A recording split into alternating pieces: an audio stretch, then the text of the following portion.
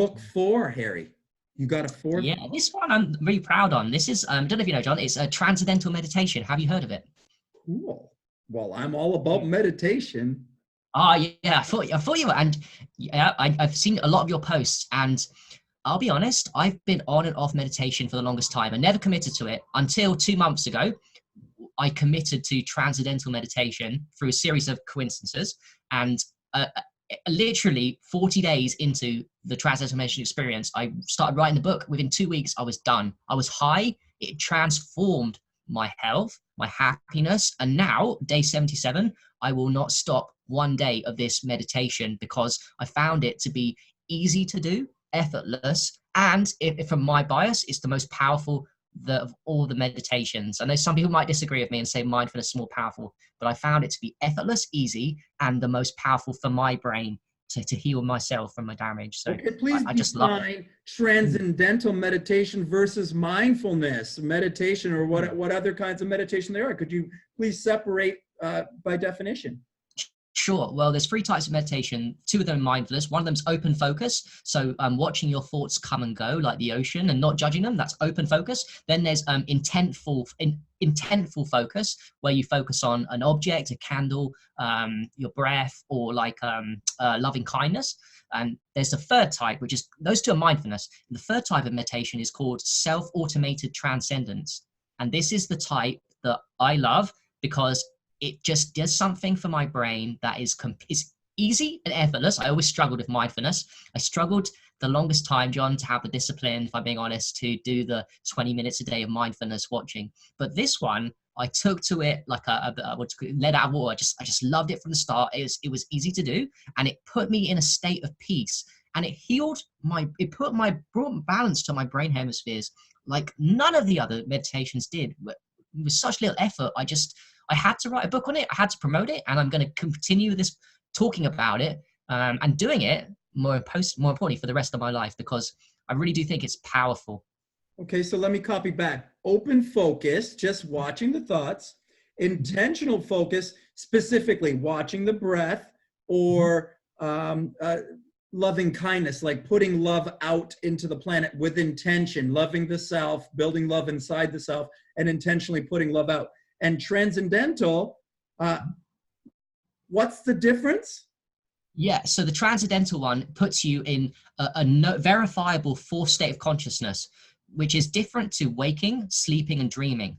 Now, this 4th state of consciousness is deeper than sleep. Now, one of the reasons why they say that transcendental meditation is deeper than sleep is because it drops your metabolic rate, your rate of metabolism, consumption of oxygen, by 16% on average compared to sleep, which does it only 8%. So when you do your 20 minutes of transcendental meditation a day, you're supposed to do it twice daily, you will feel the body relax, the brain the body takes a deep rest.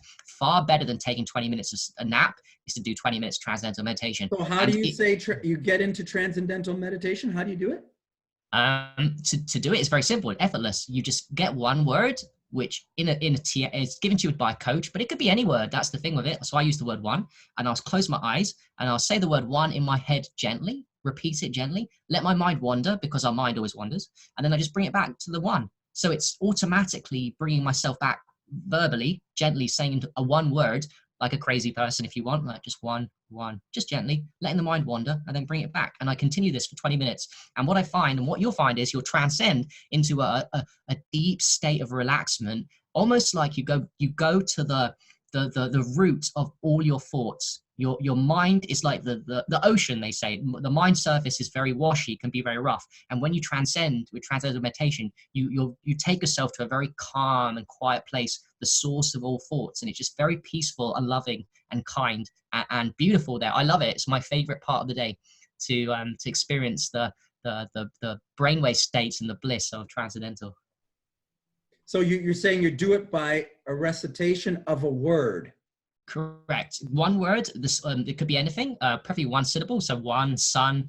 It could be a chant word like Om, or whatever's given to you in transcendental meditation is fine. And you just keep saying that word and let your mind wander, and don't beat yourself up. And you bring back the word, and you will feel from the first 45 seconds to a minute, your body floods with serotonin, dopamine. Studies have shown there's a lot of studies on transcendental meditation, more than any other meditation or mindfulness. They've done more studies on it.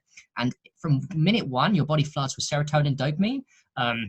Your body relaxes to such a level that you can now remove stress and shadow emotions from out the system without doing any official shadow work. It is shadow work, actually. So what it does is this is one way people describe transcendental meditation, the difference between them. They say that mindfulness removes stress from the present moment. So say today you're stressed, there's stress in your body, mindfulness will remove that. Transcendental meditation is so powerful that it digs deeper. It digs stress from my past, from my shadow. I would call this, what I call this, transmutation. This is the lifting up of shadow energy and emotion and bringing it into the meditation and allowing the being inside to lift up the energy. Because there is a bit to you, to me, to all of us here that is of the infinite nature. There is a piece in each one of us that is spirit. We are mind, body, and spirit. We are body, mind, and spirit. And if you look at the original teaching that goes back thousands of years, is that everything in the third dimension is of these three things.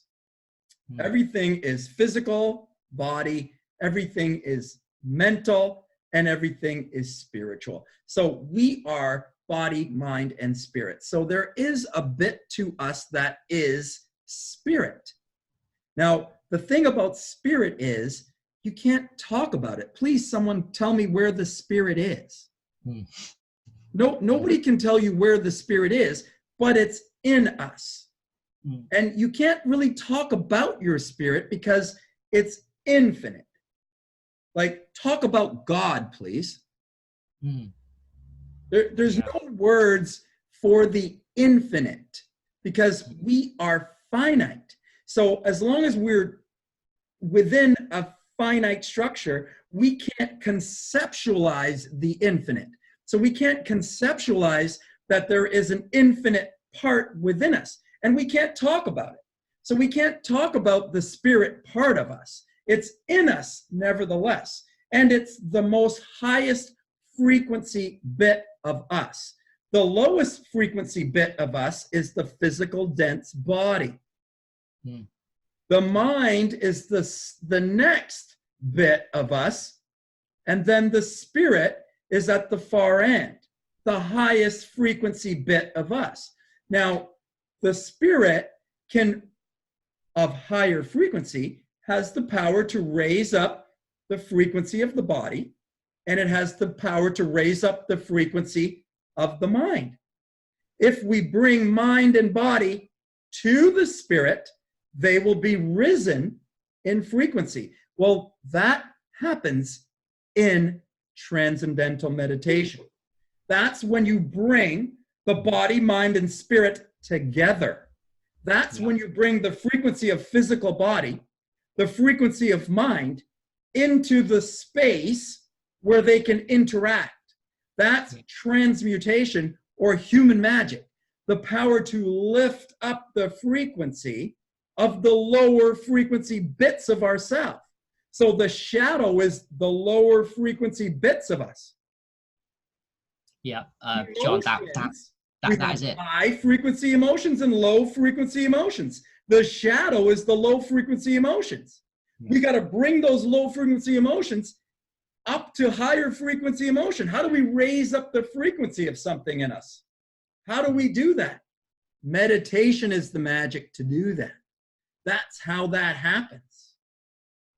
Absolutely. Meditation is the key to everyone's life. And I'm not going to mock any of the meditations because actually I think mindfulness is harder but more worthy. However, what you said is perfect because what transformation does from my first session of 20 minutes for everybody is you'll experience less body, physical, and you'll start experiencing more mind, more spirit. It sounds crazy, but what happened is 20 minutes in, I won't be able to feel my hands, John. My hands won't, my body, I can't feel it. It tingling sounds crazy. Hands, tingling in the body. You may feel tingling. You could feel anything. It's personal. And you may like mindfulness better, or you may like intentional focus better. So to say one is right and one's wrong, it's all trying to bring you to the spirit space. It's all trying to lift up your frequency, which is high frequency is happiness, health, high energy. That's high frequency. We want to be of higher frequency. Disease is of lower frequency body. If you connect a diseased body to an ohms meter, electromagnetic checker, tester, then you'll see that a diseased body has a lower frequency and vibration than an athletic, fit, healthy body. So we want to try to pick up the frequency of body. Well, how do we do that? By connecting body and mind to the highest frequency bit of the self, which is the spirit self. Yeah.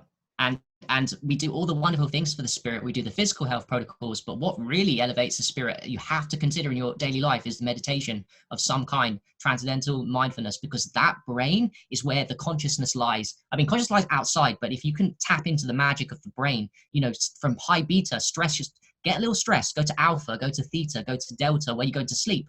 When we go to sleep, we go into these places of the spirits you talked about. We see these things, but we just don't remember. We go to these very special places when we sleep, but when we meditate, we can go to these places of when we're sleeping, but whilst awake. In consciousness. In consciousness. So Magic word, consciousness. Now, what's consciousness? It's basically just awareness. It's just being more self-aware. When you're more conscious, you're more self-aware. It's like when you can get to the awareness that you are aware of every single breath you're taking, and you can be aware of the intention that you have with each breath, then you are completely conscious. When you are aware of every single breath in your day, you are in a daily meditation. Every single moment of your day is conscious. When you're conscious all of the time, well, you're with your spirit all of the time, with your highest frequency bit all of the time. The spirit is never in the future. The spirit is never in the past. The spirit is always in the now. When you come into the now, you step into your greatest self, into your greatest power. That happens in the now. When you get in spirit, when you get inspired, you come into the present. That's when you step into the spirit. That's meditation. A massive, massive part of healing is meditation. Huge, absolutely huge. And if you want to be stuck in the past, that won't aid you. You need to move to the present, and meditation brings you that awareness of the present self, the infinite consciousness that you are. You would experience it if you do mindfulness, transcendental, long enough. You commit to a practice daily, 5, 10 minutes, 20 minutes. For years on end, you will experience the magic of your true self slowly blossom like a flower. It starts small, like a little seed, when you do your first 5-minute mindfulness, first 20 minutes transcendental, and I'm 77 days experiencing wonderful things, and you just keep blossoming and watering the flower, and eventually you'll get to a very light being that's so beautifully blissful and happy and realizing its true nature and present with the breath all the time, like you said, and conscious. It's beautiful. The true self is consciousness. The true self is the spirit being. The true self is the physical and the spiritual. It's both. Yeah. It's both, right? But the physical body and the mental body have been programmed. Mm-hmm. And the I'd say, John, I'd say the matrix has tried to keep us in a physical and forget about spirit. I think it's the fault of the system. Actually, they tell us there's no life after death. There's no such thing as souls. This life is all you've got. We're a collection of cells. We're nothing but a mechanism. We're told we're a mechanism, right? And we're not mechanical. There is a bit of us that continues beyond. Exactly. Yep, and that's not our true nature, and they want to take away our power. And what we're talking about today is all the things that you can do to bring yourself to a place of happiness, health, and really all we're doing is we're saying come back to who you actually are. We're not saying be different. We're saying, come back to remember who you are, because that's what we were meant and designed to be. And all we're doing with these protocols is we're bringing ourselves back closer a little bit every day. Like you said earlier, I love the way you did it, John. You said like a little bit every day and little bit, but it's so worthy because it makes you so happy helping other people and your journey, because that's all that we're here for. We're only here to become a little bit more spirit and a little bit less animal. You know, we live in the physical, but it's so nice to have these moments of transcendence, to have these moments of blissfulness and peak experiences. And they can only happen when you stop blaming other people and say, okay, it's up to me. Today I start. Because the spirit is where the bliss is. The happiness is within. The happiness is within the spirit. The happiness is within the spirit. We need to spend more time with the spirit to become more happy, to lift up the frequency, to lift up the vibration, to heal the body and life. We got to get the low frequency stuff out, the shadow stuff, the low frequency habits and behaviors and substances and drugs. Yeah. And a quick one on that. If people really don't want to look at their shadow in denial, all they need to do is stop eating for 2-3 days and it will come up anyway. You can't deny it. It'll come up. Just stop eating. Just stop eating. It'll come up. You'll see your shadow. They'll try and stop it, but it's impossible. It will come up if you don't eat for a little while. That's one really good way of doing it. So yeah. Brother, we've spent our time. We've spent our hour. It went by like that. You did it very quickly. It felt like 20 minutes. That was an hour. I'm going to cut us off again here. And I know we'll talk again in the next 6 months because I love to compare notes with you. Congratulations. Since I spoke to you, you've dropped 2 books. Fantastic. Four books. 2 more books since the last time I talked to you. Yeah. Because the last time I talked to you, you were just about to release the Sun book. It wasn't released yet. So you've actually done 3 books since the last time I spoke to you. Yeah, exactly. Yeah. Rushing them out. Yeah, right. Definitely. So you finished 3 books since the last time I spoke with you. I'm sure there's more in Harry Matadine that's to come, or upgrades of what you've already done. So I'm going to be really happy to speak with you again as soon as possible. Within the next 6 months, for sure, we'll connect and share and compare notes. It's always a pleasure, man. It's always a pleasure to learn and grow and share with you and follow you and continue to interact with you, man.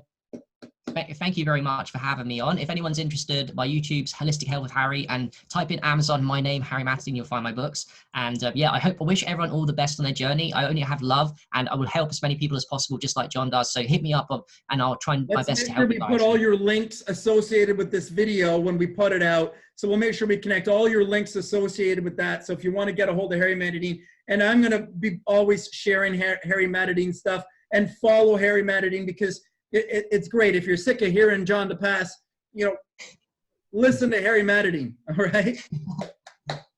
Thank you very much, guys. Thank you very much, John, for having me. Have a lovely day. Thank you. All right, buddy.